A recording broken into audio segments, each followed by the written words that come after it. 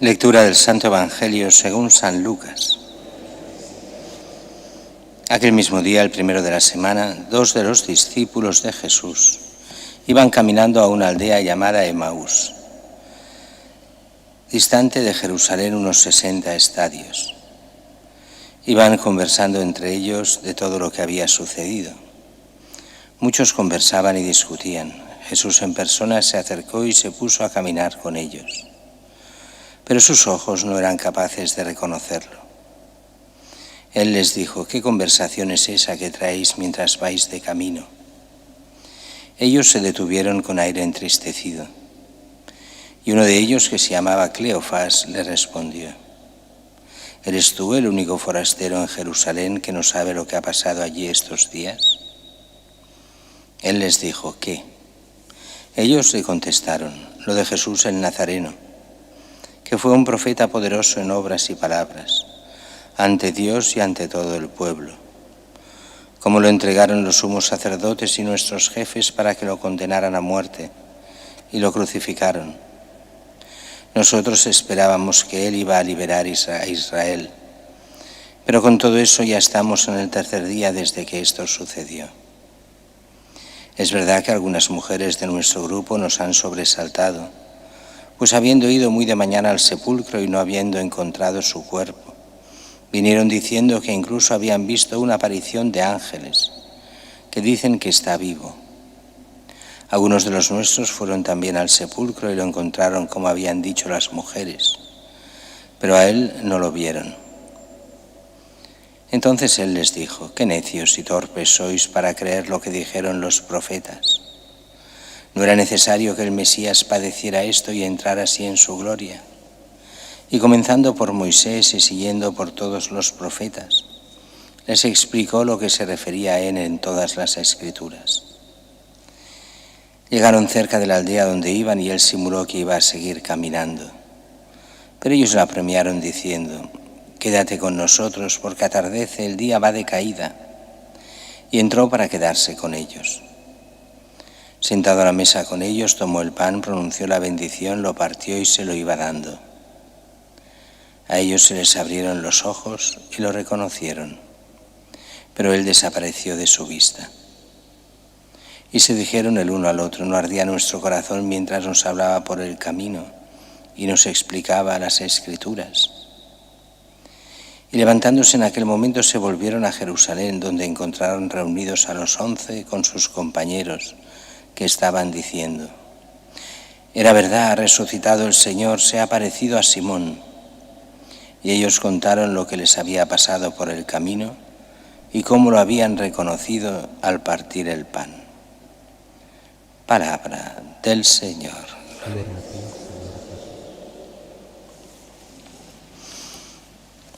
En la primera lectura continuamos Hechos de los Apóstoles, todo este tiempo de Pascua. Y hoy, después de haber visto el inicio no lo vemos, lo veremos el día de Pentecostés, después de haber visto esa predicación y esos primeros bautizos, esos 3.000 que se añaden a la comunidad, la Iglesia vuelve a la, entre comillas, normalidad, una normalidad que no sabe cómo es porque está empezando. Y dice que Pedro y Juan suben al templo, a la oración de la hora nona, lo que llamamos, hacia las 3 de la tarde, o sea, después del mediodía, la tercera hora. Todavía la Iglesia, no sabe bien cómo actuar. Poco a poco entenderá muchas más cosas, como que el templo ya no tiene ningún sentido, pero no lo entiende de momento, que aquello de que en el momento de la muerte de Cristo se rasga el velo del templo, que ahí desaparece esa presencia de Dios. Hay cosas que todavía les cuesta entender, irán entendiendo, pero les cuesta. Nosotros tenemos la ventaja de 2000 años de experiencia de la Iglesia, que ya nos ha enseñado muchísimas cosas que no eran tan evidentes para los primeros cristianos. Y el caso es que van al templo a orar y se encuentran con este lisiado de nacimiento. Allí en la puerta hermosa pide limosna. Y Pedro y Juan no le dan limosna. Dice, lo que tenemos te damos. Así que en nombre de Jesucristo Nazareno, levántate y anda. Aquí hay una diferencia radical entre los milagros que hacía Jesús y los que hace la Iglesia, los que hacen los apóstoles. Los de Cristo los hacía por su propio poder. Él decía, levántate y anda. Aquí no, aquí en nombre de Jesús el Nazareno. O sea, aquí se invoca a Cristo, el Hijo de Dios, el Mesías, para que sea Él el que haga el milagro. Así que lo hacen los apóstoles, pero es Cristo que lo hace por medio de los apóstoles. Lo levantan a mano derecha, se incorpora. Y la gente empieza a ver, la gente de Jerusalén empieza con la mosca tras la oreja. ¿Quiénes son estos? Han matado a Cristo. Parece que todo aquello ya había desaparecido, pero sus discípulos empiezan a actuar y actúan así. Y todo eso hará que mucha gente empiece a cuestionarse muchas cosas. Pero eso lo iremos viendo más adelante en Hechos de los Apóstoles. Mientras que en el Evangelio toda la semana iremos viendo y estamos viendo apariciones de Jesús, hoy a los discípulos de Emaús. Jesús que se presenta, pero no se hace identificar, o sea, se presenta como si fuera otro.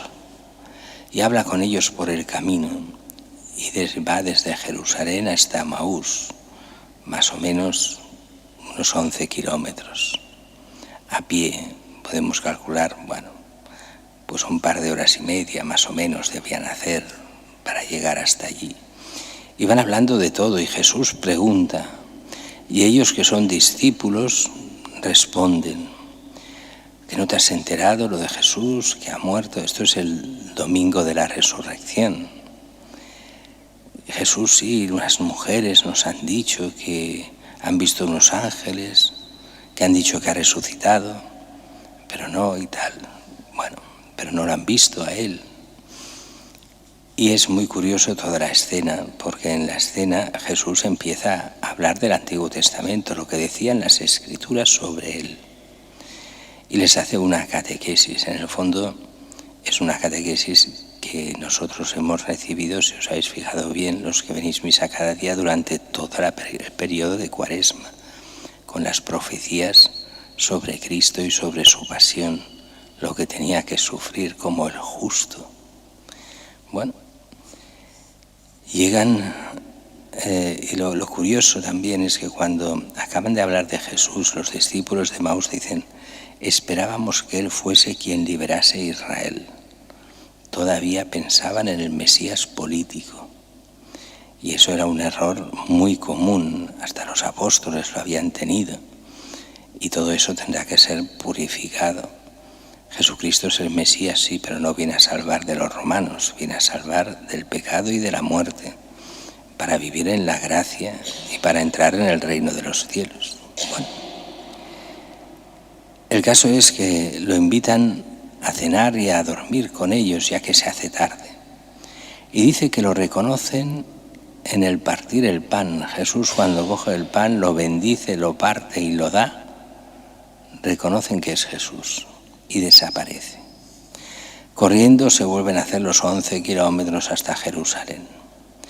Y lo curioso, dicen los apóstoles, Jesucristo ha resucitado. Ellos van a anunciar que lo han visto resucitado, dicen los apóstoles. Es que ya lo ha visto Pedro.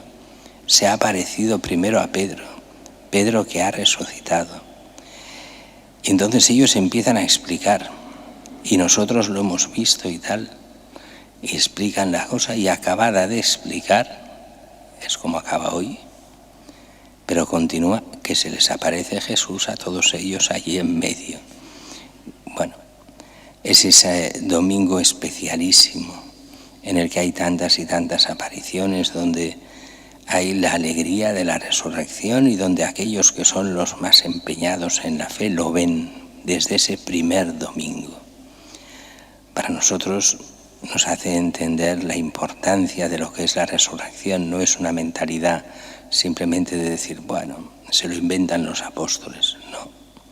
Fue la gasolina que echó nuestro Señor para que la Iglesia pudiese empezar a andar. Esa junto con el don del Espíritu Santo en Pentecostés, 50 días después, pero en estos 40 días de apariciones les va preparando a lo que es esa iglesia que ha de nacer, ha de salir fuera y ha de ser la que evangelice el mundo, esa iglesia que llega hasta nosotros. Y también nosotros en nuestra época nos toca seguir el Evangelio y evangelizar cada uno en la medida de lo posible.